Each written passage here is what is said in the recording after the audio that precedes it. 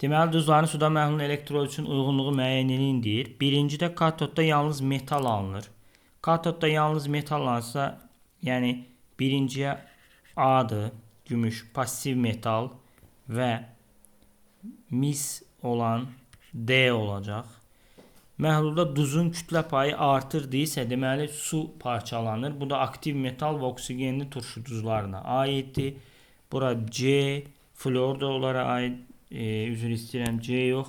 Oksigenli turşu duzlarından. Bəli, C'dir, kalium flor, bir də Y. Yəni burada kaliuma görə hidrogen çıxır katodda, flora görə suyun oksigeni çıxır, su parçalanır, qatlıq artır. Burada da kaliuma görə hidrogen, SO4'e görə də oksigen. Katodda həm metal, həm də hidrogen alsa orta aktivlər aiddir B. Deməli, 1'ə AD, 2'yə C, Y, 3'ə də B olacaq.